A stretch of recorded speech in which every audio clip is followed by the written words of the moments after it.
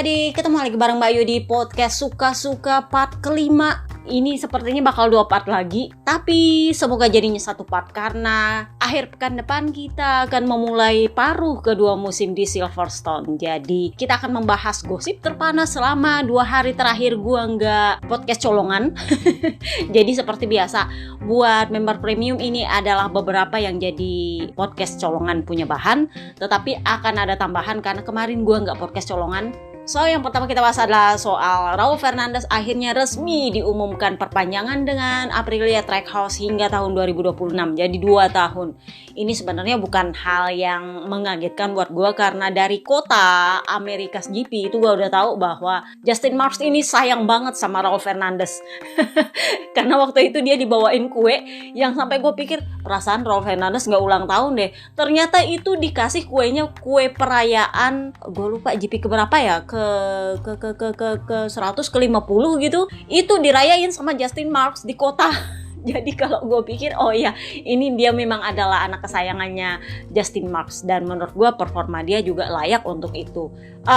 Di Silverstone nanti dia katanya bakal dapat RSGP 24 spek B-nya. Apakah benar atau enggak? Let's see. Tetapi yang pasti jadi pertanyaan adalah siapa bakal teammate-nya. Kenapa? Karena Papa Alice itu di podcast Suka-Suka kemarin kan gue udah bilang itu sisa pengumuman aja, katanya udah tanda tangan dengan Yamaha. Kemungkinan minggu depan dia sama Papa Lucas itu akan pengumuman dengan Yamaha. Jadi hampir bisa dipastikan Papa Alice hengkang dari Aprilia. Nah, yang menjadi pusat pembahasan adalah yang pertama kan kemarin yang sibuk dibahas itu adalah siapa yang bakal jadi teammate-nya di Yamaha Pramac. Rekomendasi dari Jordun Mencel adalah Sergio Garcia yang adalah pemimpin klasemen Moto2 saat ini, yang mana agak sulit untuk dipenuhi Pramac karena Pramac perlunya adalah KTPI. Mengingat Papa Alice yang memang sudah rahasia umum bahwa dia akan bergabung dengan Yamaha Pramac, itu akan menggunakan jatah seat pabrikan. Jadi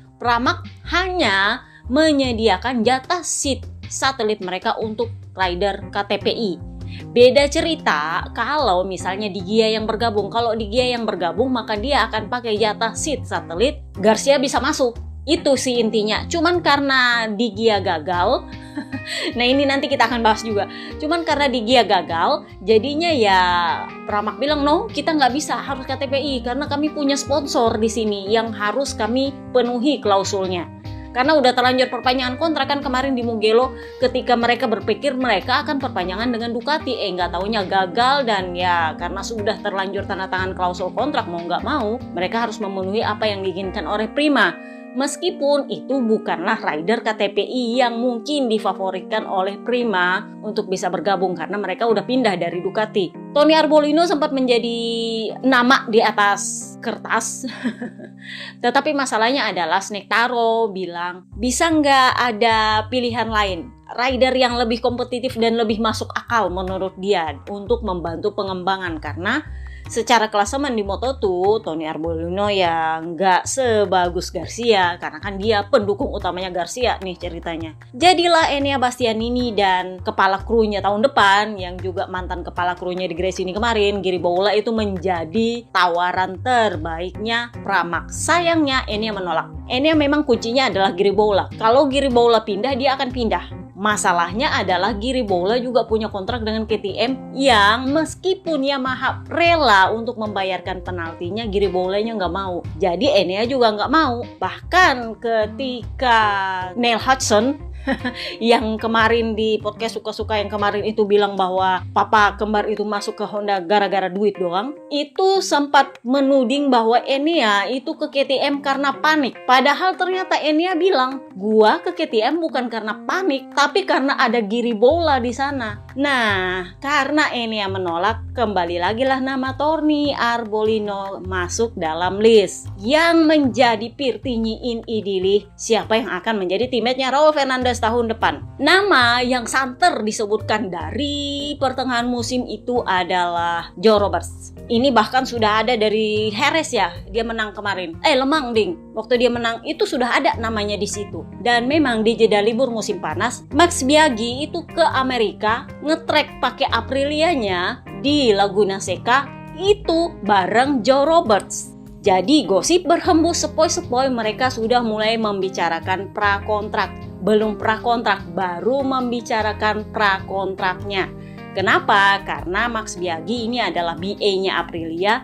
Jelas dia ke sana pakai motornya Aprilia dan pasti Aprilia tahu Joe Roberts di sana. Bener nggak? Jadi ada kemungkinan mungkin ini sudah mulai acara ke prakontraknya, tapi belum prakontrak memang. Kenapa? Karena meskipun gosip berhembus sepoi-sepoi, semoga gue salah, meskipun Justin Marks itu punya cawe-cawe dari LM bahwa Joe Roberts harus naik ke trackhouse, tetapi Papi Peri Rivola dan Papi Peri Brivio memberikan rekomendasi untuk gimana kalau Papa Pip aja. Kenapa? Karena kita sudah punya rider muda yaitu Raul Fernandez. Kita perlu satu rider senior yang oke lah, mungkin dia nggak bisa ngembangin motor dari yang bapuk menjadi bagus banget, tapi paling enggak dia bisa memberikan feedback yang detail. Jadi Papa Pip itu kan menang pengalaman, dia membalap di Honda, kemudian dia pindah ke Ducati, setelah itu dia sekarang bekerja untuk KTM, jadi dia punya pengalaman di 3 pabrikan, yang paling enggak dia tahu caranya ngasih feedback secara detail. Karena para rider yang dari Ducati itu mestinya detail-detail memang mereka kalau mau membantu pengembangan. Contoh Luca Marini. Luca Marini itu sangat detail di Honda, itulah kenapa Honda sayang dia. Sebenarnya patut dicermati apakah Jorge Martin dan Marco Bes ini bisa detail dalam memberikan feedback. Kenapa? Karena mereka juga jebolannya Ducati. Sayangnya sejauh ini Jorge Martin itu bukanlah rider pengembang. Bahkan kalau di Pramac kondisinya waktu Sarko masih di sana, justru Sarko yang adalah dalam tanda kutip test rider nyambi. Jorge Martin, sorry tuh saya kalau menurut gue agak dimanja dia di Ducati. Dia taunya beres. Hasil pengembangan dari Pecco di tes part oleh Zarco, dia terima aja yang selesai. Jadi ya memang wajar kalau Ducati agak meragukan kemampuan dia untuk membantu pengembangan motor. Tetapi yang patut dicermati adalah Marco Bes. Kenapa? Karena Marco Bes ini adalah jebolannya VR46 Academy, di mana dia diajarkan untuk memberikan feedback secara detail di akademinya. Anak VR46 itu rata-rata memang detail kalau memberikan feedback mengenai motor, even Morbidelli. Tetapi sorry kalau gue pikir gue juga sedikit meragukan Marco Bes, karena kan selama ini dia kan pakainya motor bekas tuh, bahkan sekarang. Jadi dia itu nggak ada hubungannya dengan pengembangan motor. Beda sama Luca Marini, dia pernah ngerasain pakai motor pabrikan. Setahun doang sih, tapi kan dia pernah ngerasain. Jadi dia tahu gimana caranya memberikan feedback untuk motor pabrikan. Nah sementara Marco Bes sepanjang karir MotoGP-nya dia selalu pakai motor bekas yang sudah fix pengembangannya. Jadi mungkin dia punya pelajaran soal memberikan feedback di VR46 Academy, tetapi ini belum pernah dia aplikasikan selama dia berkarir jadi pembalap MotoGP, karena dia selalu pakai motor bekas yang sudah fix pengembangannya. Nah jadi bukan gue meragukan Marco Bes, tapi ini perlu dicermati. Gue memaklumi bahwa Aprilia memang kekeh untuk mengambil Papa Pip karena mereka tahu Jorge Martin ini nggak terlalu terbiasa memberikan feedback detail. Sementara Marco Bes mungkin dia tahu tapi selama ini belum pernah diaplikasikan karena dia selama ini pakai motor bekas. Jadi wajar bahwa mereka sangat mendukung Papa Pip bergabung. Tetapi apakah Papa Pip bisa bergabung? Ini yang jadi pertanyaan. Kenapa? Karena tiba-tiba nongol nama Ai Ogura. Ai Ogura sendiri sekarang menempati posisi 2 klasemen Moto2 dengan selisih yang sangat sedikit, gue lupa 5 poin apa 6 poin, pokoknya di bawah 10 poin dari Sergio Garcia. Dan dia merasa cukup percaya diri bahwa dia akan jurdun Moto2 tahun ini. Itulah kenapa dia sangat percaya diri menolak kembali tawaran dari Honda Idemitsu untuk dia promosi ke MotoGP, menggantikan Pangeran Rakorta Aki Nakagami. Jadi tahun lalu itu dia hengkang dari Idemitsu Honda Asia itu ke MT Helmet, itu cuman karena dia nggak mau kena klausul pengkaderan dari Honda naik motor Honda ketika dia naik di MotoGP. Dia mau naik motor pabrikan lain yang lebih kompetitif. Itulah kenapa dia memutuskan hengkang dari tim Honda Asia di Moto2. Nah ini juga yang menjadi alasan dia kembali menolak tawaran Idemitsu untuk naik kelas ke MotoGP tahun depan. Dia merasa gua ini adalah calon jurdonya Moto2, gua layak dapat motor yang lebih kompetitif. Jadi dia gosip berhembus sepoi-sepoi yang gue dengar itu dia ngetuk pintunya Trackhouse. Karena masih sisa 1 seat kan. Dia cukup percaya diri, dia dibandingkan Joe Roberts klasemen dia lebih bagus. Performa dia lebih bagus. Dia lebih muda juga, bener? Jadi dia cukup percaya diri bahwa gue nih calon Jordan Moto2 mau ngetuk pintunya Trackhouse. Nah, reaksi Trackhouse ini yang punya pemberitaan bermacam-macam. Media buzzer ABR di Spanyol sana bilang bahwa itu ada kesepakatan verbal. Kesepakatan verbal itu sebenarnya bisa dibilang prakontrak sih sebenarnya. Tetapi apakah memang benar ada prakontrak? Gosip berhembus sepoi-sepoi dari sumber lain yang gue dengar bahwa Trackhouse bilang kami akan memikirkannya dulu karena ini adalah proses negosiasi.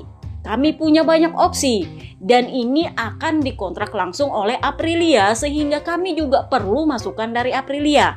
Ingat, Trackhouse ini kan franchise, sewanya ke Aprilia. Jadi semua rider yang ada di bawahnya Trackhouse itu dikontrak langsung oleh Aprilia. Trackhouse bayarnya ke Aprilia. Kurang lebihnya begitu. Jadi Justin Marks bilang kami akan konsultasi dulu dengan Aprilia karena ini juga harus ada masukan dari Aprilia. Karena memang sejauh ini Aprilia itu pengennya Papa Pip, sementara Trackhouse pengennya Joe Roberts. Nah, kalau masuk namanya Ai Ogura, iya Justin Marks bilang, "Oh, tunggu dulu, kita konsultasi dulu sama Aprilia karena kamu akan dikontrak langsung oleh Aprilia." Tetapi bukan prakontrak. Itu gosip berhembus sepoi-sepoi yang gue dengar.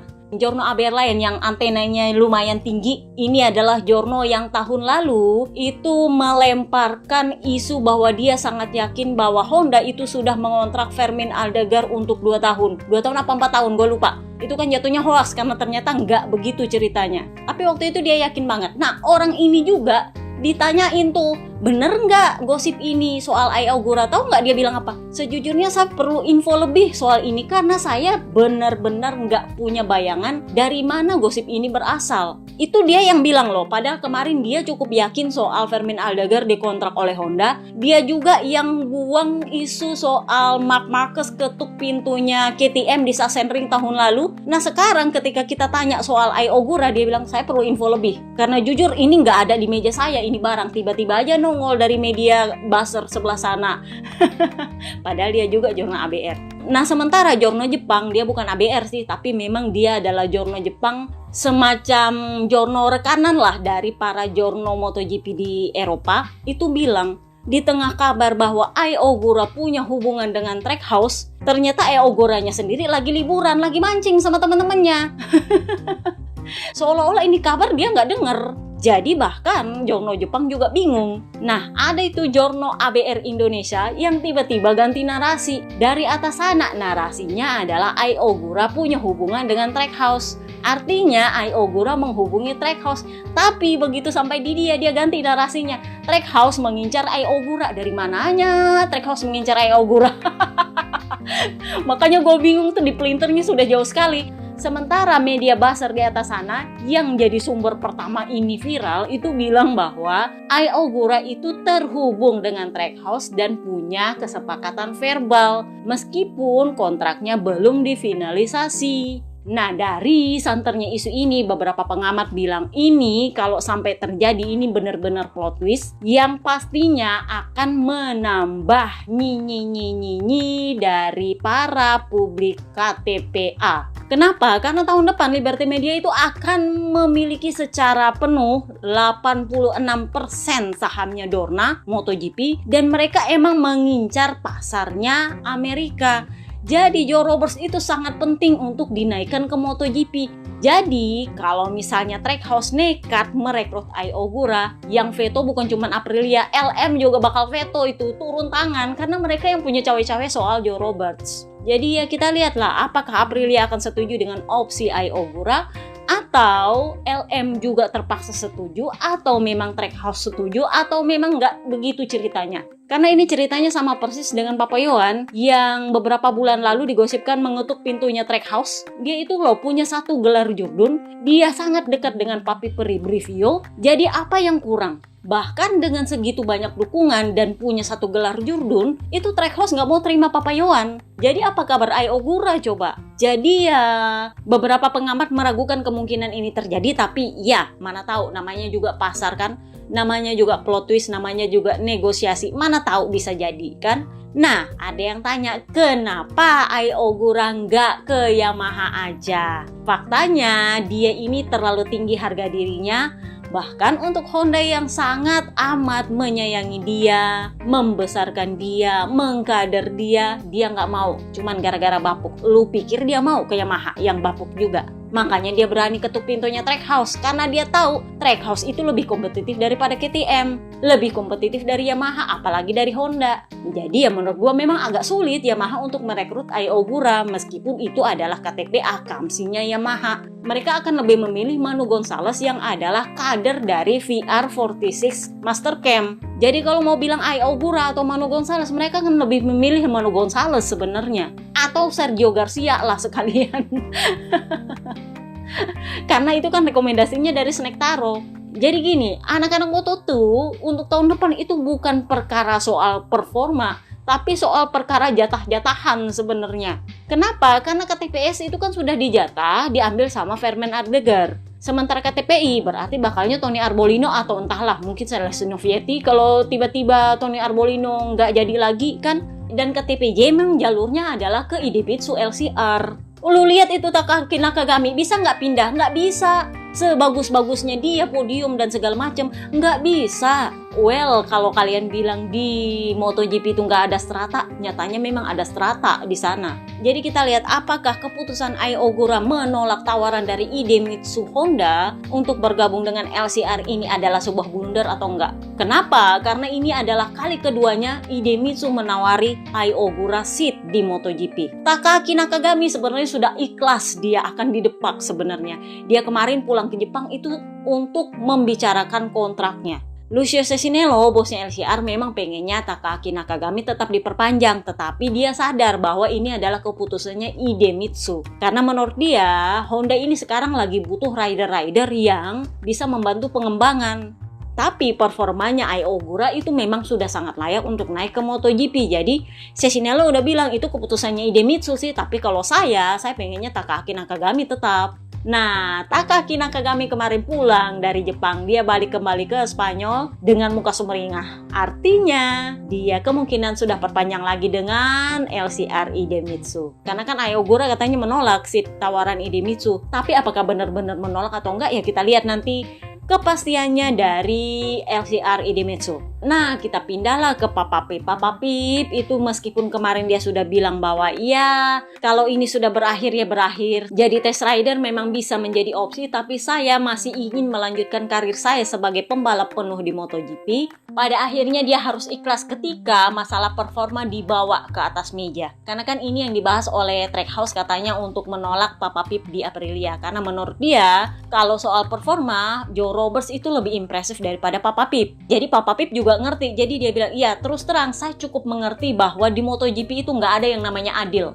Karena para tim dan sponsor ini menginvestasikan jutaan euro, itu jelas maunya ada hasil. Harus ada performa yang diperlihatkan. Jadi ya saya memang nggak bisa mengharapkan bahwa MotoGP bisa bersikap adil sama saya. Karena kan memang performanya sejauh ini masih gitu-gitu aja di KTM. Jadi memang masuk akal bahwa Trackhouse menolak dia. Meskipun Aprilia dan Papi Brivio itu pengen dia bergabung untuk membantu pengembangannya Aprilia. Jadi dia sendiri juga ikhlas. Nah, apa kabar Augusto Fernandes? Nah ini nih, dia kan udah bilang dia nggak mau balik lagi ke Moto2. Karena kan dia mantan juru Moto2 ya kan. Jadi dia nggak mau balik lagi ke Moto2. Nah, seperti biasa, Yamaha menampung dia di WSBK ini memang. Setelah kemarin mereka menampung Remy Gardner, kali ini Augusto Fernandes yang ditampung. Jadi dia bakal jadi teammate-nya Remy Gardner katanya, gue nggak tahu. Nah, kita ngomongin lah soal Honda. Ini lumayan jadi pembahasan gara-gara Neil Hudson itu mengkritik Papa Gembar soal keputusan dia bergabung dengan Honda sebagai test rider. Jadi setelah kemarin Ramon Forcada membeli clue bahwa ada beberapa pergerakan internal di Aprilia dan KTM, akhirnya resmi bahwa Populin yang menangani Papa Pip saat ini di KTM itu akan pindah ke Honda menangani Luca Marini tahun depan. Gosip sepoi Santi Hernandez menghubungi dia untuk minta bantuan dia menangani Luca Marini. Gosip Perumbu Sepoi adalah Santi Hernandez yang menghubungi dia untuk minta bantuan supaya bisa menangani luka Marini. Nah, dari sini ketahuan bahwa Papa Yohan itu sudah hilalnya. Memang waktu itu kelihatan bahwa dia akan perpanjang di Honda. Karena kan Santi Hernandez yang menangani Papa Yohan. Dan kemungkinan Santi Hernandez ini masuk dalam klausul kontraknya Papa Yohan yang akhirnya resmi perpanjangan kontrak 2 tahun lagi dengan Honda.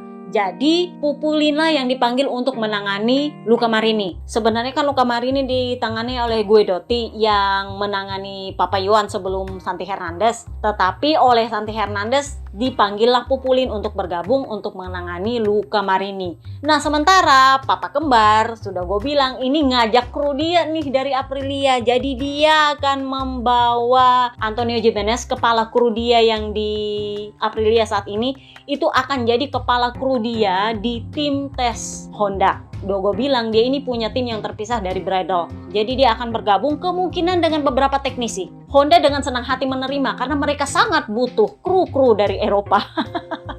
Dan memang Papa Kembar adalah jalan dalam tanda kutip untuk mereka. Jadi soal ini, nah Papa Yohan nih bikin pernyataan. Jadi dia bilang, ya saya senang dengan perpanjangan kontrak saya dengan Honda. Setelah beberapa saat yang saya mengerti bahwa ini adalah masa-masa sulit bagi kami.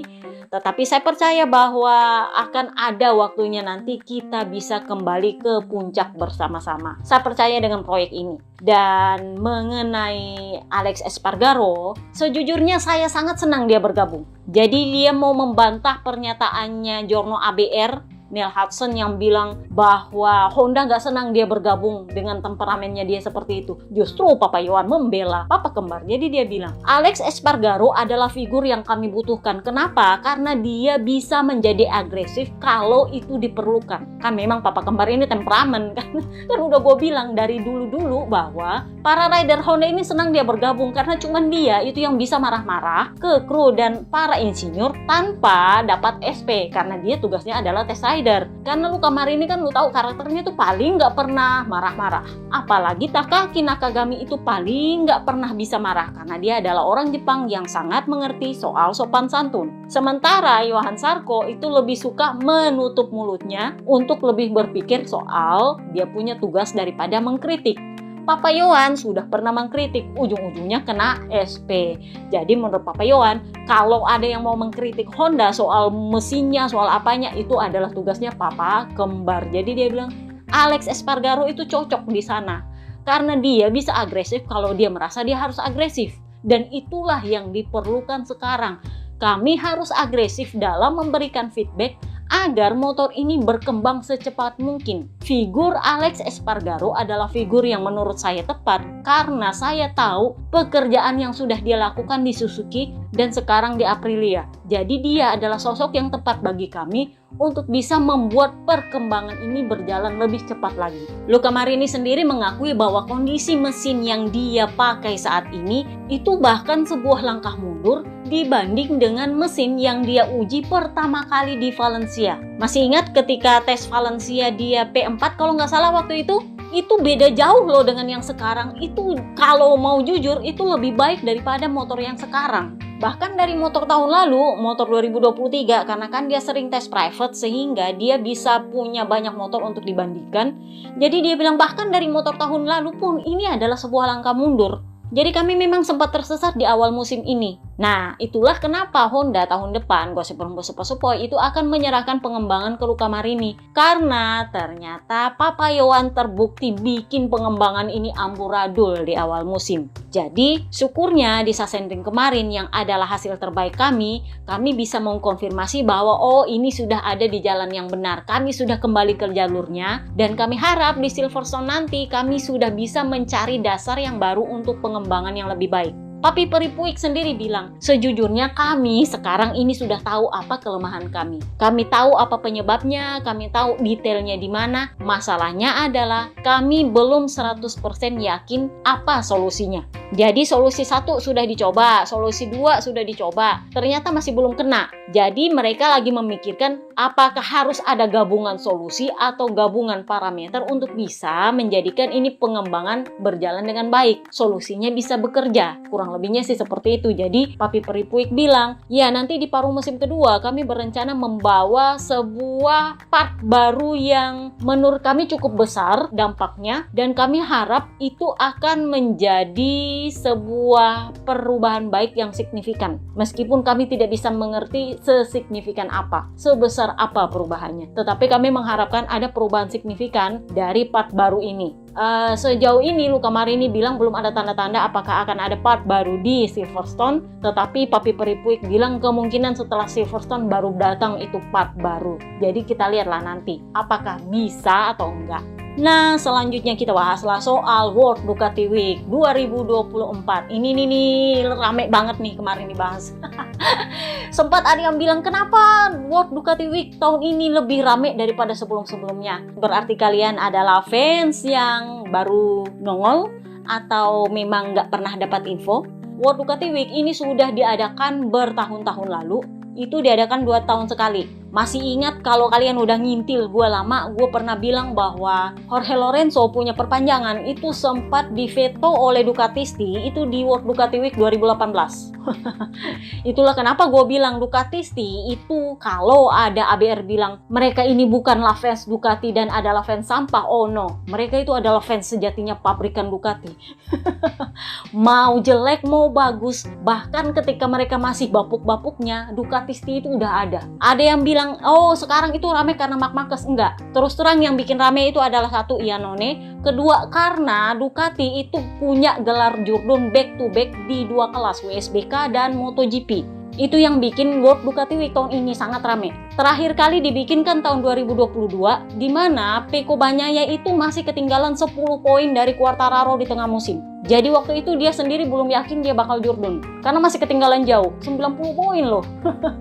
Jadi waktu itu memang World Ducati Week diadakan, tapi nggak serame tahun ini. Waktu itu kalau nggak salah 18.000 attendance, itu sebenarnya lumayan banyak, tapi tahun ini lebih banyak lagi. Kenapa? Karena Ducati itu punya 2 gelar Jurdun back to back di MotoGP dan juga di WSBK. Dan semuanya itu ada di World Ducati Week kemarin. Marc Marquez itu adalah faktor tambahan. Kalau ada yang bilang rame, sebenarnya yang bikin rame bukan fans Marc Marquez sih di sana. Fans Marc Marquez itu yang bikin rame karena mereka nyampah di live streamingnya Ducati. Tetapi di sirkuit Misano sendiri, itu yang bikin rame adalah karena Andrea Iannone itu terkenal memang di Italia karena dia punya pacar kalau nggak salah terkenal juga. Jadi memang komentatornya World Ducati Week kemarin itu bilang bahwa nggak ada yang nggak kenal Andrea Iannone di sana.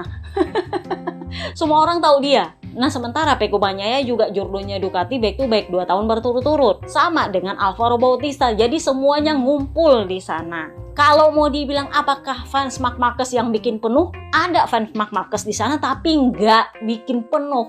Yang bikin penuh tetap Ducatisti. Fans Marc Marquez bikin penuh itu ya di komen sampahnya live streamingnya Ducati, isinya penuh orang Indonesia, semua nyampah semua di situ. Tahu nggak itu sampai fans Italia itu sampai bingung, nggak ada apa orang Italia di sini.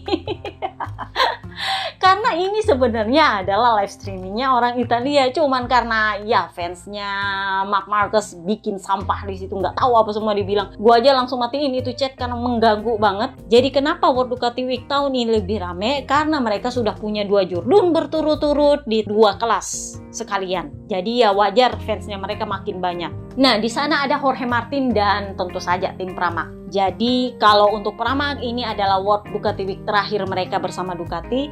Nah, yang menjadi pertanyaan adalah Jorge Martin. Jorge Martin ini ternyata bisa tersenyum di sana. Kenapa? Karena ternyata banyak Ducatisti yang memang sayang sama dia. Jadi dia masih bisa menikmati keramah tamahan para Ducatisti yang memang mendukung dia. Ya memang kan kalau mau dibandingkan dia sama Marc Marquez, Ducatisti lebih memilih dia se-KTPS-KTPS-nya dia gitu loh.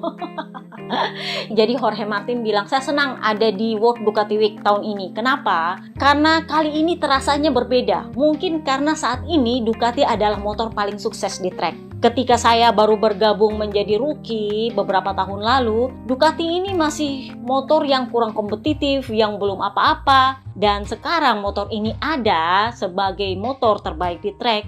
itu tidak lepas dari peran para ridernya. Ya Peko, ya Enea, ya saya, semuanya gabungan. Kami menikmati betapa pabrikan ini sekarang sukses bersama dengan dukungan juga para fansnya. Jadi ditanyalah dia, apakah kamu nggak sedih berpisah dari para fans Ducati ini? Jadi dia bilang, hey tunggu dulu, ini belum tentu World Ducati Week terakhir saya loh. Mungkin saya akan balik lagi. Nah ini nih yang menjadi pertanyaan gue. Sepertinya ada pembicaraan di sana yang membuka peluang untuk dia kembali. Udah gue bilang Ducatisti itu punya hak veto kalau di WDW. Di World Ducati Week itu mereka ada hak veto. Jadi kemungkinan Ducatisti minta Jorge Martin untuk balik lagi ke Ducati. Nah dari sini juga gue ngerti kenapa si culas maling kundang perebut hak orang Marc Marquez itu minta pro kontrak untuk perpanjangan 2 tahun setelah 2 tahun kontraknya tahun depan dijalankan. Ribet kan ya? Itu saking ribet banget ini si culas. Karena kan emang dia nggak mau satu pabrikan dengan Jorge Martin. Ketahuan lah, dari awal dia udah bilang, saya tahu dengan rencana ini berjalan, salah satu dari kami harus keluar dari Ducati. Berarti dia tahu bahwa dia nggak mau satu pabrikan dengan Jorge Martin. Tetapi dengan World Ducati Week ini udah gue bilang, di sini Ducati itu punya hak veto. Mereka somehow punya cara untuk mengajukan pendapat mereka, dan gosipnya mereka minta Jorge Martin kalau bisa kembali. Jadi itulah kenapa Jorge Martin bilang, ya belum tentu ini World Ducati Week terakhir gue mungkin bisa balik lagi loh. Nah. Jadi ditanyalah dia, tapi kan lu tahun depan ke Aprilia, apakah lu nggak yakin sama Aprilia? Jadi dia bilang gini, terus terang saya nggak punya ekspektasi yang terlalu tinggi. Kenapa? Karena saya tahu Aprilia ini adalah proyek yang sedang berkembang. Dan berkembangnya itu cukup bagus. Karena Maverick Vinales menang dengan motor itu, Alex Espargaro menang dengan motor itu. Jadi memang ini adalah proyek yang menjanjikan. Tetapi saya tidak mau terlalu bersemangat soal apa target saya. Kenapa? Karena ini bukan seperti ketika saya datang ke Sepang untuk tes Sepang lalu saya mencetak rekor di atas Ducati saya. Ini beda cerita karena ini Aprilia. Beda dengan Ducati yang lu bisa perang rekor. Perang rekor sama Enea, perang rekor sama Peko kan beda cerita. Nah sementara Aprilia ini masih berkembang. Jadi dia bilang saya tidak punya ekspektasi terlalu tinggi. Dan saya juga nggak mau memberikan target karena ini bukan cerita saya mau cetak-cetak rekor. Enggak. Karena saya masih harus belajar dan mungkin memang perlu waktu. Tapi saya tahu pasti saya akan pulang bawa hasil. Nah di World Ducati Week kemarin itu sekalian Ducati itu launching Ducati Panigale V4 2025. Jadi ini adalah motor jalanan untuk tahun depan yang akan dipakai oleh para rider Ducati WSBK untuk versi racingnya, untuk versi balapan. Tetapi di World Ducati Week ini mereka akan pakai versi standarnya yang dijual di toko karena memang sekalian launching. Jadi Domenicali bilang di Race of Champion World Ducati Week tahun ini semua rider dari yang WSBK sampai MotoGP itu dapat motor dan mesin yang sama, yaitu Panigale V4 2025. Jadi mereka semuanya pakai Panigale V4 2025 versi standar. Ini semuanya sama, mereka baru dapat semuanya di Misano dengan mesin yang sama, spek yang sama, dan nggak ada yang pernah nyoba sebelumnya. Well, memang Peko Bagnaia pernah nyoba di Imola, tapi itu versi jeroannya karena Papi Perigigi itu ternyata membangun Panigale 2025 untuk versi tokonya ini, versi standarnya ini, dengan memberikan vibe atau feeling dari MotoGP. Jadi Peko itu diminta menguji jeroan motor itu di Imola untuk memberikan vibe MotoGP soal aeronya dan beberapa partsnya. Jadi Peko bilang, saya nggak sabar pakai ini karena saya memang sempat menguji ini motor di Imola, tapi waktu itu kan masih versi jeroannya dan saya mau tahu apakah motor yang sekarang itu sudah jauh lebih berubah daripada yang ketika saya uji di Imola. Nah jadi motor yang mereka pakai balapan di Race of Champions kemarin itu pure motor latihan baru mereka yang akan mereka pakai latihan sepanjang tahun ini sampai tahun depan. Itu memang pure motor latihan mereka, dikasih semua. Motor baru kak, karena ini sekalian untuk promosi. Jadi Papi Domenicali, CEO Ducati itu bilang, ya memang banyak yang bilang kami gila memberikan para rider ini motor jalanan baru yang totally baru untuk balapan. Tapi perlu diingat ini adalah balapan suka-suka, aka fun race. Artinya tidak ada poin yang diperebutkan dan ini sebenarnya hanya untuk bisa dibilang promosi. Kalau dari Papi Peri Gigi sih lebih ke memberikan para ridernya motor latihan baru sekaligus untuk mencari feedback dari mereka.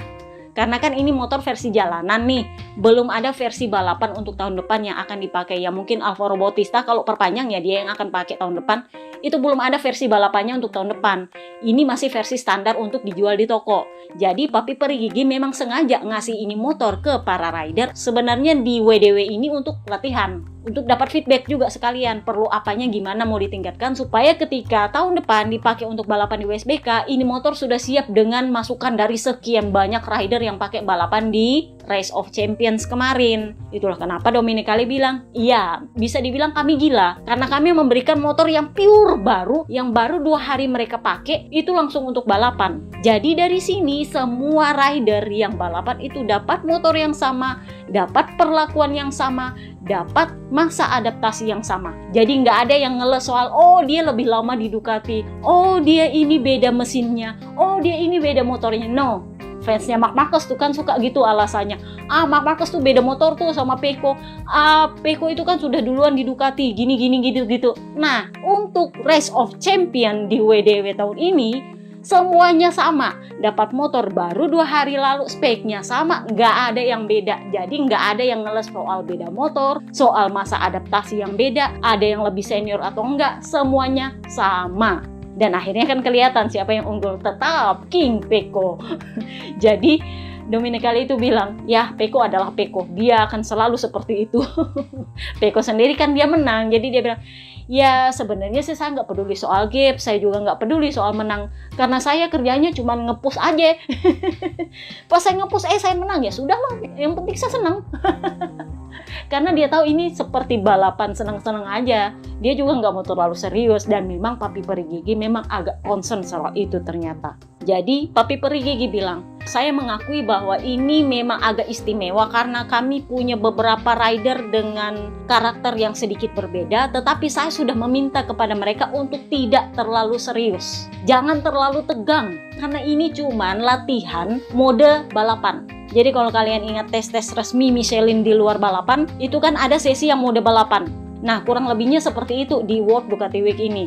Jadi mereka itu latihan pakai motor baru Panigale 2025 versi jalanan standar untuk sekalian pakai mode balapan. Tapi ini sebenarnya cuma latihan karena nggak ada poin yang diperebutkan.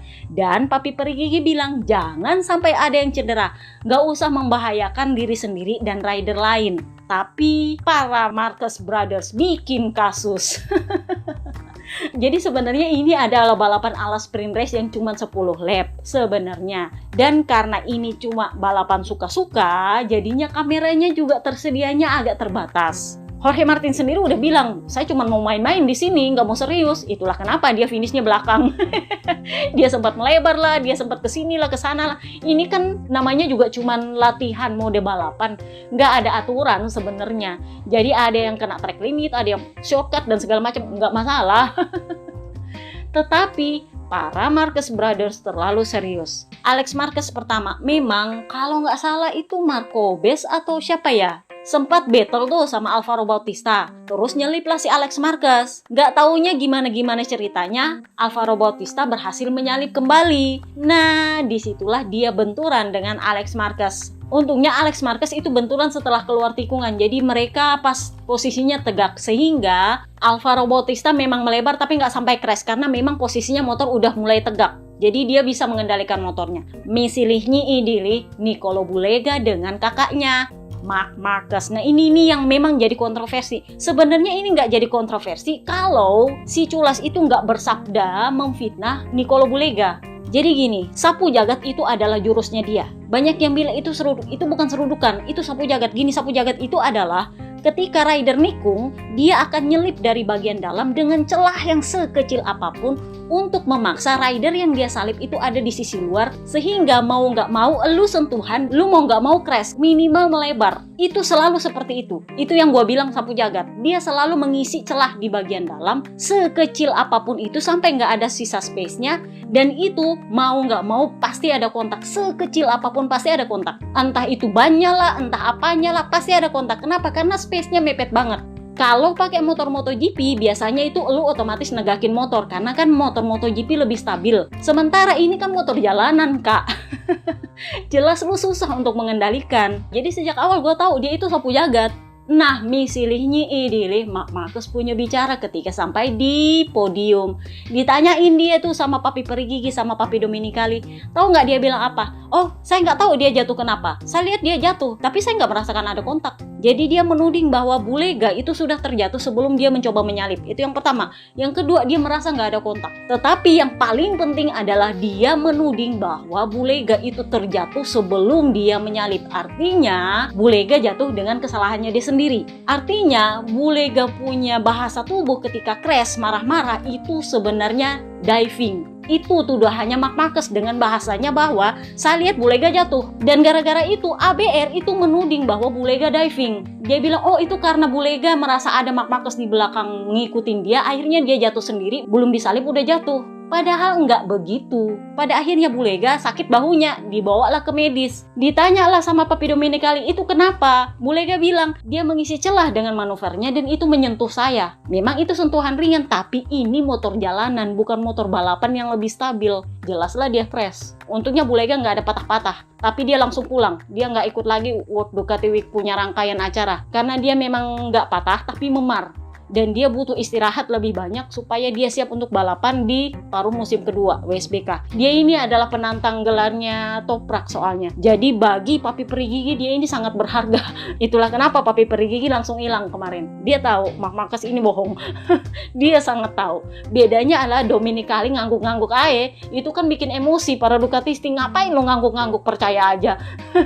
Karena gue tahu itu pasti ada kontak. Meskipun Marc Marquez bilang, oh saya nggak merasa ada kontak, saya nggak tahu apakah ada kontak. No, ada kontak di situ. Sapu jagat itu nggak pernah nggak berakhir kontak. Selalu ada kontak di situ. Kenapa? Karena space yang disisakan ketika dia menyalip itu sangat kecil sehingga mau nggak mau lu pasti kontak. Meskipun seujung rambut pasti lu kontak. Nggak mungkin nggak. Karena itu space-nya kecil sekali. Pada akhirnya footage baru kelihatan dari belakang dari punyanya Luca Salvadori bahwa ternyata memang dia mengisi space-nya Nicolo Bulega itu mepet banget sehingga Nicolo Bulega itu kena kontak. Entah bahunya, entah kepalanya. Yang jelas itu yang bikin dia kaget dan terlempar. Tapi yang jelas itu ada kontak. Nggak mungkin nggak ada kontak kalau sapu jagat semepet itu. Jadi ada yang bilang, itu kan cuma segini ya. Nggak usah pembenaran, ada kontak. Kenapa? Karena Ducati akhirnya bilang itu ada kontak. Jadi Domenicali bilang, ya sayangnya Bulega terjatuh setelah ada kontak di tikungan terakhir. Tetapi saya tidak bisa dibilang senang dengan apa yang terjadi di tikungan terakhir itu.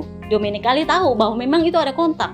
Dan semua tahu itu ada kontak. Mau lu ngeles model apa, mepet seperti itu sapu jagat pasti ada kontak. Nggak mungkin enggak.